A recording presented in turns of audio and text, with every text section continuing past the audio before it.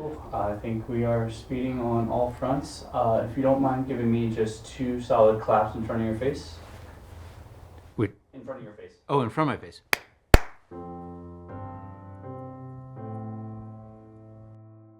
A dear friend of mine, Todd Connor, who's the founder of Veterans for All Voters, invited me to an event in Bozeman.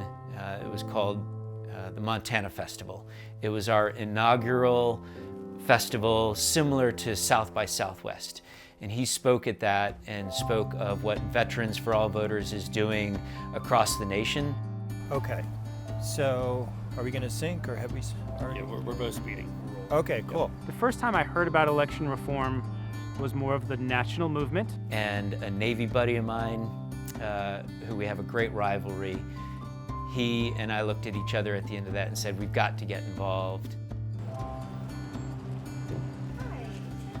You can pick a couple of Republicans for different offices that you like, and you might pick a Libertarian or an Independent or a Democrat, right? When more people turn out to vote, it requires the winner to get that majority, a true majority. So there's less concern of splitting the vote, wasting my vote, voting against somebody else. Yeah, first election. Congrats. Yeah, Go make it happen. Yeah, have a good one. All right, you too. I'm a dad and I have 3 boys, and I'm a first-generation American. My dad always told me about the greatness of the United States, the American ideal, and he also taught me to leave this place better than the way I found it. And I don't know of anybody who is satisfied with our current political system. I still remember when I registered to vote when I was 18 years old, living in Florida, that I had to align with a party in order to participate in a primary election. It didn't make any sense to me then. It certainly doesn't make any sense to me now. That process is broken. In a taxpayer-funded election, we should be able to vote for any candidate. Again, what this does is it increases competition and it changes the incentive structure. Instead of the incentive to answer to special interests and folks with money, what it does is it creates incentive to listen to voters. When you're in the military, you know, you serve for 2 reasons. One is you serve for the American ideal.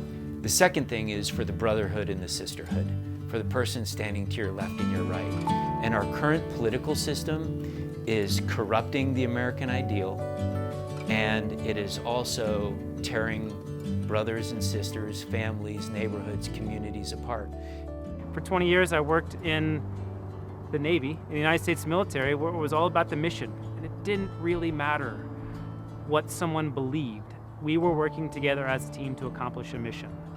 I wanted to believe that was true in Washington, D.C., and in the capitals around our nation.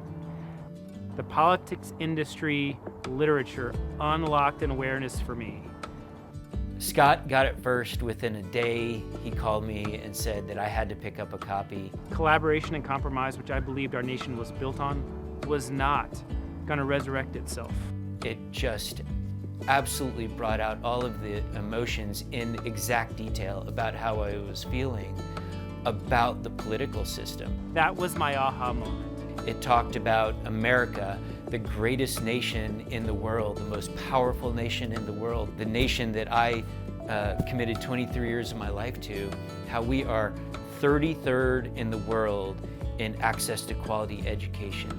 Parties had chosen sides.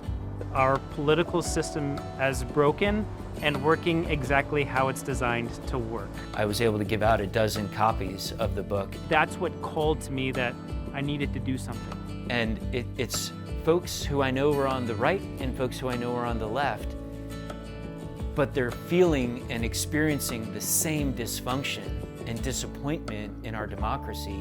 50% of veterans identify as independent, right? And 40% of Montanans identify as independent. They identify as independents. Yeah, our parents. Absolutely. So yeah, like we were raised that way. And Yep, yeah, there you go. Yeah. Being first generation American and watching people, whether it's in church groups or at local bars or out at sporting events, who would normally come together as a community, seeing them like not even able to talk to each other. Election reform has given me hope that we can lend a voice, a reasonable voice, to everyone of any political affiliation, that there is a way to heal our nation. It really hurts knowing that my kids are going to be growing up in that environment, and knowing that that's not why I served and why the people that I served with, what we believed in. Whew. It was fun to be out here with Scott. You know, we've been through this thing for months now, and you know, at the end of the day, you want to leave it all on the field, and standing out here for 7 hours in the cold is leaving it on the field.